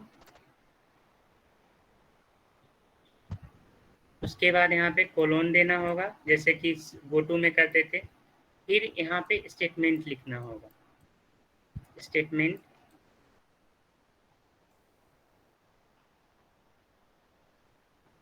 वन से लेके आप एन तक स्टेटमेंट लिख दीजिए। स्टेटमेंट लिख दीजिए और लास्ट में यहाँ पे लूप लिखना होगा। कीवर्ड और निमोनिक होता है, और लूप का नाम यहाँ पे लिखना होगा। लूप का नाम, ठीक है, लूप का नाम लिखना होगा। तो इफ एल्स और लूप लगभग दोनों मिलता जुलता होता है। ठीक है, और ये काम किस पे करता है? जे जे उसके दोनों का जो बेस होता है वो जेएम जंप होता है। ठीक है, जेएमपी इंस्ट्रक्शन होता है। ठीक है, जैसे मान लीजिए अगर आपने इफ कंडीशन चलाया, अगर आप इफ लिखते हैं तो इफ के केस में क्या होगा? यहाँ पे कंडीशन लिखेंगे और उसके बाद यहाँ पे कुछ इंस्ट्रक्शन परफॉर्म होगा। ठीक है, या फिर इल्स का कंडीशन चलेगा और इल्स के केस में कुछ होगा। ठीक है, तो आप यहाँ भी तो क्या करते हैं? जंप ही करते हैं ना। कंडीशन ट्रू है तो इस कोड को एक्सिक्यूट करो, जंप कर जाओ। कंडीशन फॉल्स है, अगर कंडीशन फॉल्स है तो इस कोड पे मूव कर जाओ। ठीक है, तो फॉल्स के केस में ये वाला एक्सिक्यूट होगा, ट्रू के केस में ये वाला होगा। यानी यहाँ भी तो आप जंप ही करते हैं। ठीक है, तो जंप मेन समरी यहाँ पे क्या है? जंप करना है। लेकिन जंप करने के लिए या लूप चलाने के लिए आपको कंपेयर करना होता है, कंडीशन चेक करना होता है कि अगर कंडीशन ट्रू है तभी आप किसी पार्टिकुलर कोड पे जंप करोगे या रिपीट करोगे चीज़ों को। तो इसके लिए जो लूप का सिंटेक्स होता है वो याद रखिएगा। लूप का सिंटेक्स होता है, लूप यहाँ पे ऐसे कुछ लिखा हुआ नहीं मिलता है। हम लोग को केवल क्या करना है, लूप का नाम लिखना होता है, फिर सेमी कोलोन देना होता है, यानी लेवल कोलोन देना होता है, सॉरी सेमी कोलोन नहीं, कोलोन। लूप का नाम कोलोन, फिर स्टेटमेंट लिखिए। एक लूप निमोनिक यहाँ दिया होता है, और फिर लूप का नाम क्या करेगा, सबसे पहले लूप के नाम से पहला स्टेटमेंट एक्सिक्यूट कर देगा, फिर दूसरा कर देगा, फिर तीसरा कर देगा, और लास्ट में मूव करके इस इंस्ट्रक्शन पे आएगा, फिर से कंट्रोल को क्या करेगा, जंप करके इसी जगह पे लेके जाएगा। इसको करके देखते हैं। सपोज कीजिए कि हमने यहाँ पे मूव किया, एक लेवल बना लेते हैं, प्रिंट कैर, ठीक है, प्रिंट कैर ए, मतलब एक कैरेक्टर को प्रिंट करना है, ए कैरेक्टर को प्रिंट करने के लिए क्या करना होगा, सबसे पहले डीएल रजिस्टर में हम कैपिटल ए को रख देते हैं, और इस कैरेक्टर को प्रिंट कराने के लिए क्या लिखना होगा, मूव एज, 2 और INT 21H, इसको इंटरप्ट को कॉल करना है, ठीक है, इस इंटरप्ट को कॉल करना है। अब उसके बाद कि जब एक कैरेक्टर प्रिंट हो जाए तो क्या करना, लूप कीवर्ड यूज कर लेंगे और कहाँ पहुँच जाएंगे, प्रिंट कैर ए के पास, ठीक है। अब इसको आप इमुलेट करके देखें, ठीक है, इमुलेट करके देखें, यहाँ रन करिए, देखिए क्या कर रहा है,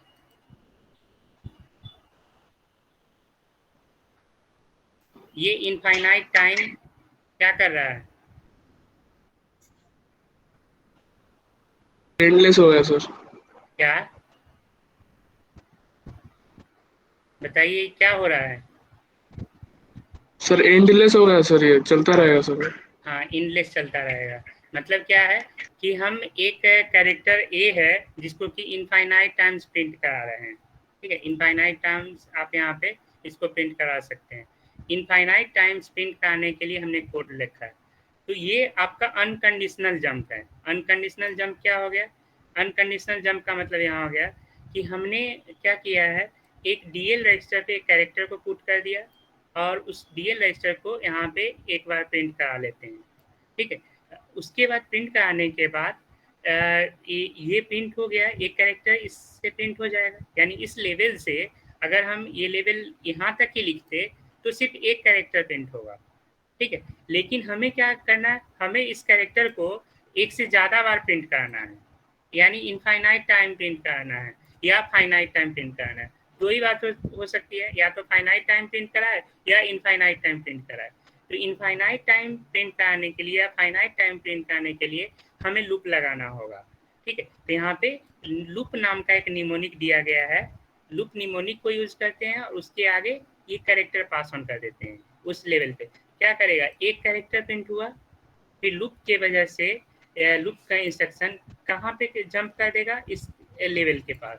सर इसमें कोई कंडीशन नहीं है ना, कोई कंडीशन नहीं है, फिर से क्या करेगा, इस पे आ जाएगा, इस कंडीशन पे आया, फिर से प्रिंट कर दिया, फिर ये लूप इसको मूव करके कहाँ जंप करा देगा, फिर इसके पास भेज देगा, ठीक है। फिर ये क्या करेगा, एक कैरेक्टर प्रिंट करेगा, फिर लूप कहेगा कि नहीं तुम यहीं जाओ, ठीक है। यानी ये इनफाइनाइट टाइम चलता रहेगा, यानी this is called unconditional jump, ठीक है। तो अनकंडीशनल जंप का यूज कब करते हैं, जब आपको इनफाइनाइट लूप चलाना होता है। सर कमेंट डालकर है ना इसमें लिख देना अनकंडीशनल जंप, ठीक है, यानी ये जो कोड हो गया, ठीक है, ये कोड हो गया आपका अनकंडीशनल जंप का, ठीक है, अनकंडीशनल जंप का, ठीक है। तो अनकंडीशनल जंप किस लिए यूज होता है, ये यूज होता है, it is used to execute और फिर इनफाइनाइट, स्क्रीन भी पूरी नहीं दिख रही, थोड़ी स्क्रीन भी पूरी दिखा दो। Infinite loop, it is used to execute infinite loop. Infinite loop को चलाना होगा तब हम अनकंडीशनल जंप का यूज करते हैं। लेकिन अगर इसी जगह पे फाइनाइट लूप को चलाना है ठीक है। फाइनाइट लूप को चलाना है तो उसके लिए आपको क्या करना होगा, अनकंडीशनल नहीं कंडीशनल जंप को यूज करना होगा। ठीक है, तो सबके भी मतलब चाहे वो इफ एल्स चलाना हो या आपको लूप चलाना हो, उसके लिए कंडीशन को चेक करना होगा। कंडीशन अगर ट्रू होगा तो फाइनाइट टाइम लूप चलेगा, कंडीशन अगर फॉल्स होगा तो इनफाइनाइट टाइम, कंडीशन अगर नहीं चेक करेंगे तो इनफाइनाइट टाइम चलेगा। तो सबका बेस आपका कंपेयर और जंप ही इंस्ट्रक्शन है। तो आप एक एक करके देखें।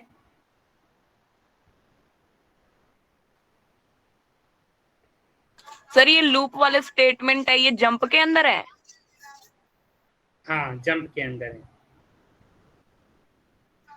Okay sir.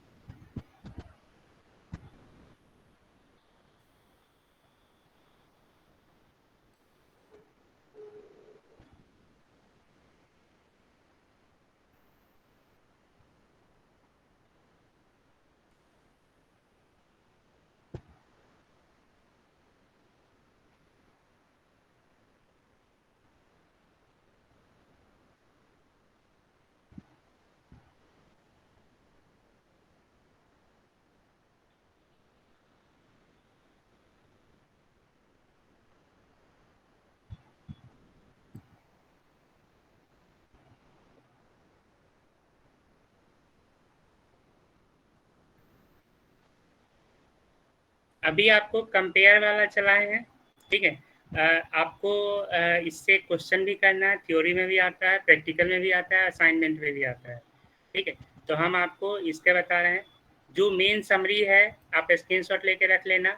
ये वाला टेबल मेन होता है अगर आपको लूप समझना है या इफ एल्स समझना है। उस समय कंपेयर करना होगा रजिस्टर 1 और रजिस्टर 2 पे। तो यहाँ देखिए एक इंस्ट्रक्शन है, जैसे यहाँ जेसी लिखा हुआ है।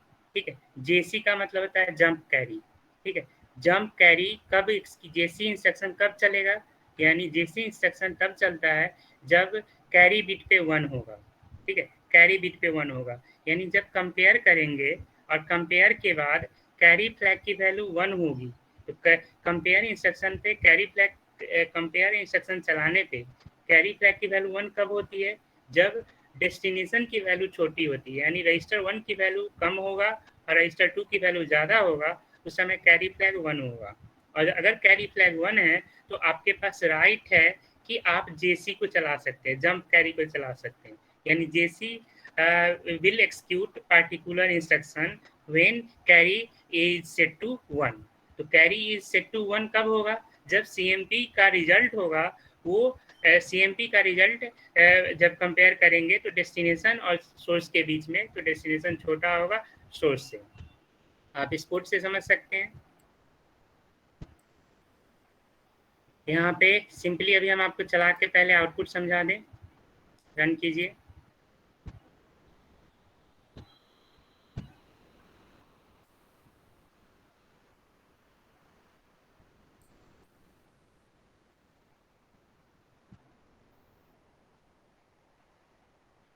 यहाँ क्या दिखा रहा है, 58 इज ग्रेटर। ठीक है, यहाँ हमने एक वेरिएबल बनाया है m1।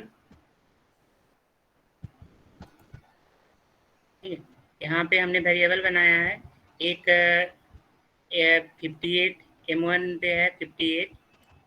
ठीक है, उसके बाद m2 पे है 54।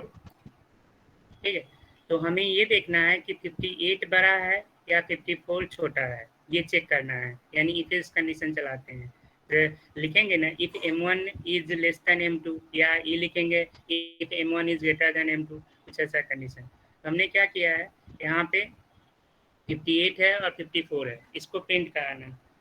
तो जैसे सपोज कीजिए कि यहाँ लिखे मूव ax पे 58 रखे, मूव bx पे 54 रखे और कंपेयर करते हैं ax bx पे। तो ये कौन सा कंडीशन है अकर हुआ, ax इज, यहाँ ax मतलब डेस्टिनेशन, रजिस्टर 1 छोटा है और रजिस्टर 2 बड़ा है।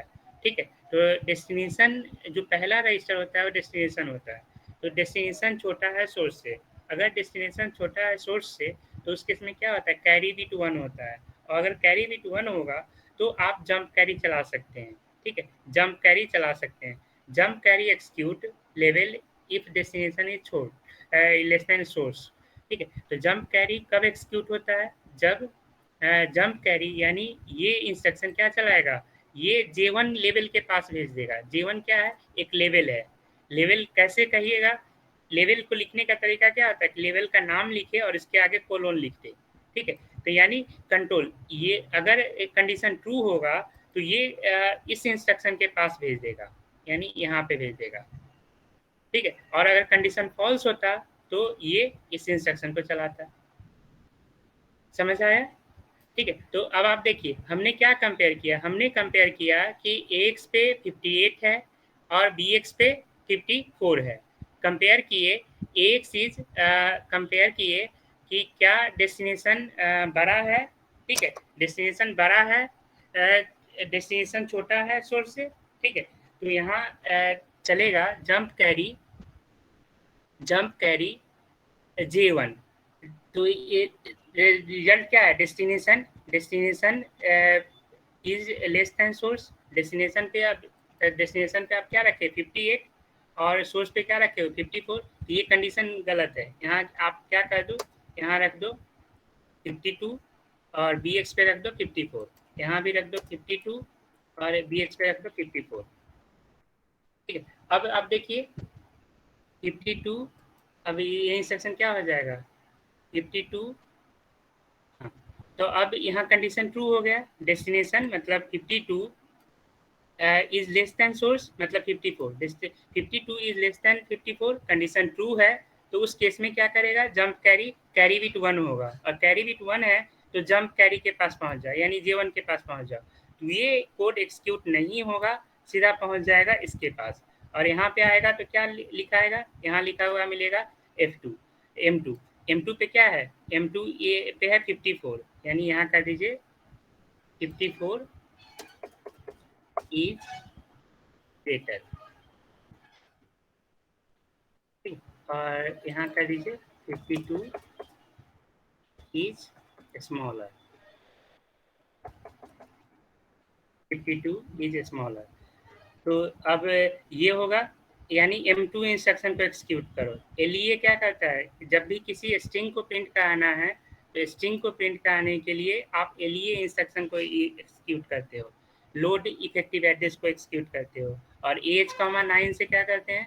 हम स्ट्रिंग को डिस्प्ले कराते हैं।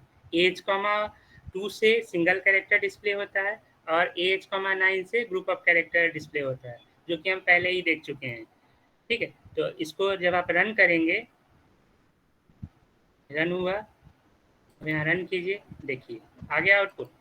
आपको कंपेयर करना था दो वैल्यू के बीच में कि 54 बड़ा है या 52 बड़ा है, ठीक है। तो यहाँ क्या आउटपुट आया? 54 इज ग्रेटर। समझ आया? सर एक डाउट है सर। बोलिए।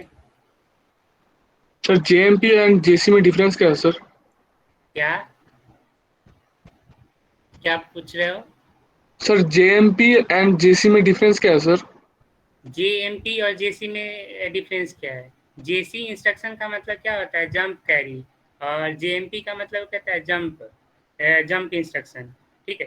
तो JC जंप आपको अभी ही पढ़ाए हैं, बताए हैं कि जो कंडीशनल जंप होता है वो दो तरह का होता है, एक कंडीशनल जंप होता है और एक अनकंडीशनल जंप होता है, ठीक है। तो JMP अनकंडीशनल जंप तब यूज होता है जब JMP इंस्ट्रक्शन नहीं लिखते हैं, और कंडीशनल जंप तब यूज होता है जब आप कंडीशन लिखते हैं। कंडीशन लिखने के लिए आपके पास क्या है? CMP है। जैसे इससे पहले हम इनफाइनाइट लूप का प्रोग्राम बनाए थे, उस समय ना तो हम CMP लिखे थे और ना जंप लिखे थे, ठीक है। तो अगर हम CMP ना लिखें और JMP भी ना लिखें, इन दोनों इंस्ट्रक्शन, तो क्या हो जाएगा? इट अनकंडीशनल जंप का केस बनता है। लेकिन अगर आपको कंडीशनल जंप चलाना है तो कंडीशनल जंप कब चलता है? जब एक पार्टिकुलर कंडीशन ट्रू होगा। और पार्टिकुलर कंडीशन कब ट्रू होता है? जब आप या तो इफ एल्स चलाते हो या लूप चलाते हो, ठीक है। लूप में क्या करते हो कि if condition is true then do something till condition is true, यही चलाते हैं ना। तो इस समय कंडीशन जब भी चेक होगा तो आपको जंप का कोड चलाना होगा, यानी इनडायरेक्टली आप जंप करते हैं उस पार्टिकुलर पोर्शन ऑफ कोड पे, ठीक है। तो यही डिफरेंस होता है कि जंप कैरी का मतलब जंप कैरी किसी पार्टिकुलर लेवल पे लेके जाएगा। कब? जब कैरी विथ 1 होगा।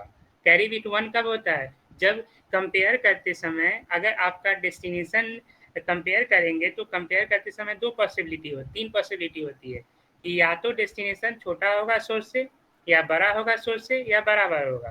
तो कैरी बिट 1 कब होगा? जब केवल एक ही कंडीशन है कैरी बिट 1 होने का, जब आपका डेस्टिनेशन छोटा होगा, और जिस समय कैरी बिट 1 होगा तभी आप जंप कैरी को चला सकते हैं। समझ आया अब? Yes sir. ठीक है, तो ये असेंबली का कोड है जो जिसके थ्रू आप इफिल्स का कोड चला सकते हैं। ठीक है, स्क्रीनशॉट ले लीजिए और इसके बिहाफ पे आप चलाइएगा। हम आपको मैक्सिमम खोजना बता दिए हैं, आपको मिनिमम खोजना बाकी है, आप मिनिमम खोजिएगा इस पे। उसके सर बाद एफ क्या कर रहा है सर? एफ क्या सर एफ एफ क्या कर रहा है, थोड़ा ध्यान से समझे।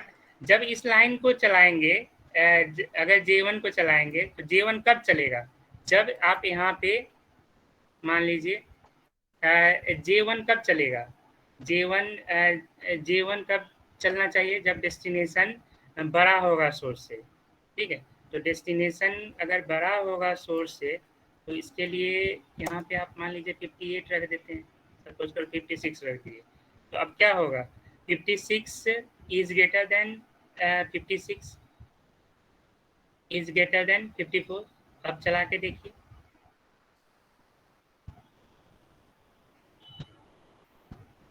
अब क्या है आउटपुट? 52 is smaller. इससे पहले क्या आ रहा था? 52 54 इज ग्रेटर। ठीक है, तो कोड को समझिए सर क्या हुआ यानी है। दोनों में से कोई एक कंडीशन चेक करेगा ये? बिल्कुल, तो यही तो उस समय से बता रहे हैं, यही तो उस समय से बता रहे हैं। ठीक है, और तो सर यहाँ पे अगर हमें क्या, दोनों कंडीशन एक साथ चाहिए तो हमें पता करना है कि ये छोटा तो है कोई ये बड़ा है। सारा चीज तो हम ही बता देंगे ना, तो फिर आप लोग क्या करोगे? यही तो दिमाग लगाना है। हम तरीका बता दिए कि आप क्या कर सकते हो, लैब आपका है, हम तरीका बता दिए कि ऐसे करते हैं। ठीक है, करना तो आप जो करना है, जो क्वेश्चन आ रहा है तो उसके हिसाब से आपके पास इंस्ट्रक्शन है। इमुलेट सिंगल स्टेप, जहां भी दिक्कत होता है आप सिंगल स्टेप कीजिए। लॉजिक तो हम ही बता दिए ना, जो हम आपको बता रहे हैं वो किसी किताब में नहीं लिखा हुआ है, बस आपको अपने लॉजिक को डेवलप करना है। ये लॉजिक डेवलप करने के लिए सबसे अच्छा तरीका है कि आप सिंगल स्टेप करके चलिए। ठीक है, तो यहाँ देखिए इसमें क्या बना, डेस्टिनेशन छोटा है सोर्स से, तो डेस्टिनेशन अगर सोर्स से छोटा होगा तो इस समय जंप कैरी नहीं चलेगा। जंप कैरी अगर नहीं चलेगा तो J1 के पास नहीं जाएगा। J1 के पास नहीं जाएगा मतलब ये कोड एक्सिक्यूट नहीं होगा। अगर ये कोड एक्सिक्यूट नहीं होगा तो क्या होगा? इसके नीचे वाला ये कोड एक्सिक्यूट होगा। ये कोड में और क्या सर है? इसका काम क्या है? ये LEADX? क्या चीज का? सर ये LEADX क्या है ये? आप देखिए पहले पढ़ते हैं ना, तो पिछले क्लास को भी रिव्यू कर लिया कीजिए। पिछले क्लास में ही बता दिए थे कि जब किसी इंस्ट्रक्शन स्ट्रिंग को डिस्प्ले कराना होता है तो उस समय हम LEA यूज करते हैं, लो डिफेक्टिव एड्रेस। ये क्या करता है? स्ट्रिंग के एक एक कैरेक्टर को पॉइंट करता है डिस्प्ले कराते वक्त। सर कमेंट डालकर लिख दीजिए क्योंकि प्रीवियस क्लासेस में हम नहीं थे। अच्छा,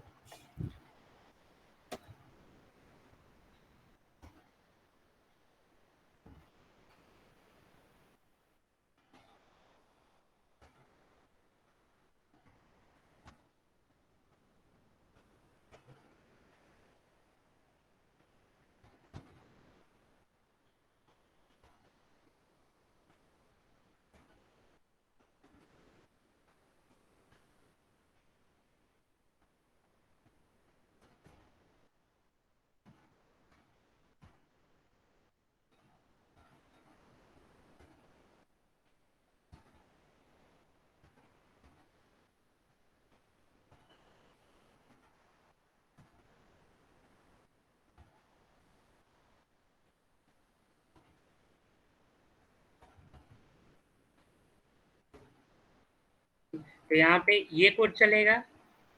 ये कोड क्या करेगा? M1 को की वैल्यू को डिस्प्ले कराने के, M1 स्ट्रिंग के वैल्यू को पॉइंट करेगा तो M1 के पास क्या है? 52 is smaller.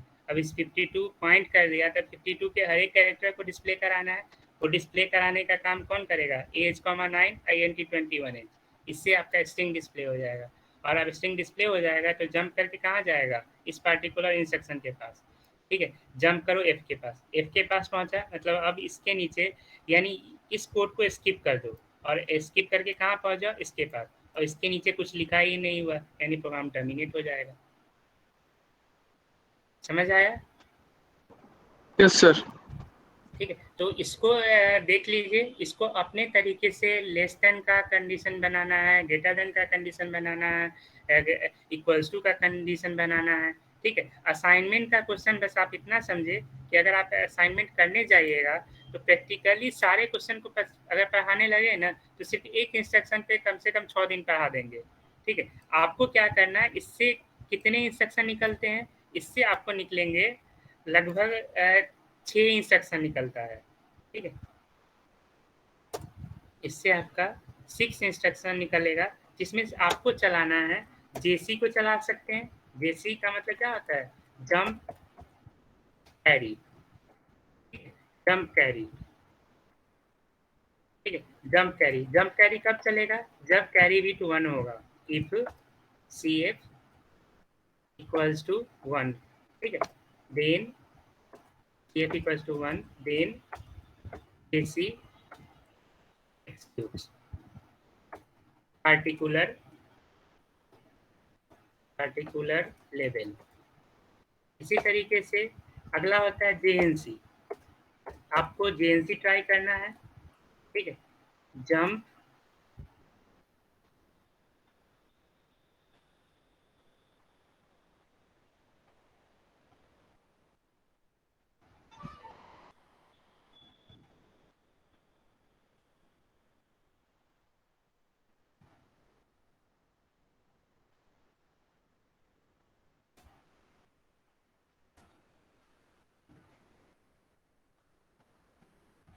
Jump not carry, इस पे आप ट्राई कर सकते हैं। ठीक है, जंप नॉट कैरी कब चलेगा, if C F is not equals to 1। ठीक है, तो 1 नहीं होगा तब जंप नॉट कैरी चलेगा। ठीक है, या यूं कहें, जब सी एफ की value C F equals to 0 होगा तब जे एन सी एक्सिक्यूट होगा। इसी तरीके से अगला होता है जे जेड। जे जेड, जे जेड का मतलब होता है जंप 0 0। ठीक है, जंप 0 कब चलेगा, जब जेड एफ की वैल्यू 0 होगी, जेड एफ इक्वल्स टू 1 होगा, 0 फ्लैग पे 1 होगा, जे जे जेड एक्सिक्यूट। इसी तरीके से होता है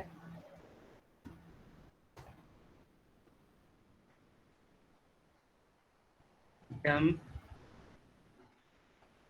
if not jump not 0। ZF एफ की वैल्यू क्या होगी, 0 होगी, then Z J N Z हो जाएगा, एन जेड। ठीक है, इसके अलावा जे ई होता है, जे एन ई होता है, तो ये अभी रहने दीजिए। अभी आप लोग असाइनमेंट के रूप में इस चारों इंस्ट्रक्शन को एक्सिक्यूट करने का कोशिश करिएगा। यहाँ पे आपको दिए, हमने बता दिया है, जेसी को बस M1 की जगह K1 और K2 कर दीजिएगा तो आपको इस तरीके से आउटपुट आ जाएगा। ठीक है, तो जहाँ हम M1 किए हुए हैं वहाँ K1 कर लेना, थोड़ा दिमाग लगाओ। ठीक है, तो आपको आ जाएगा। अगर क्वेश्चन करना है तो M1 M2 को प्रिंट कराना, और जे इंस्ट्रक्शन चेक करना है तो K1 K2 को प्रिंट करा लेना। इस पे आप चारों इंस्ट्रक्शन को परफॉर्म करेंगे। लगभग 6 क्वेश्चन बनते हैं।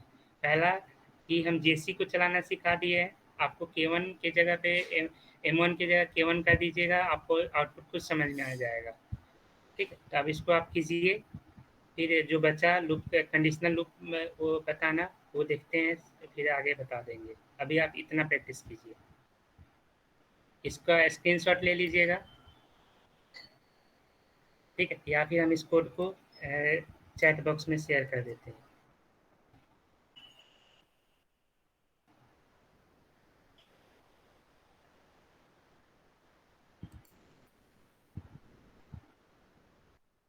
सर नोटपैड का स्क्रीनशॉट ले लो। चैट बॉक्स में शेयर नहीं हो रहा है। स्क्रीनशॉट ले लीजिए, नहीं हुआ शेयर।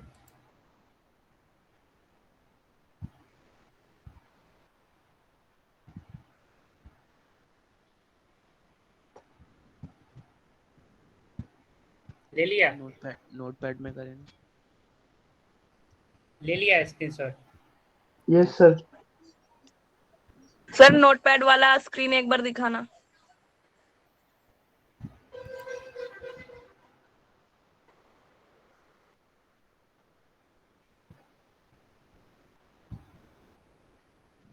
सर जो बोलिए। आपने थ्योरी बनाई हुई है सर वो मिल सकती है पीडीएफ में? अरे वो बुक की थ्योरी है, और वो नहीं बुक सर, से ही। ना आपके नोट्स मतलब उसमें से समझ आया ना, तो अगर वो मिल जाते तो जल्दी खत्म हो जाता। चलिए ठीक है, भेज देंगे, शेयर कर देंगे। ठीक है, इसको नोट कर लिए? यस सर, ले लिया है सर।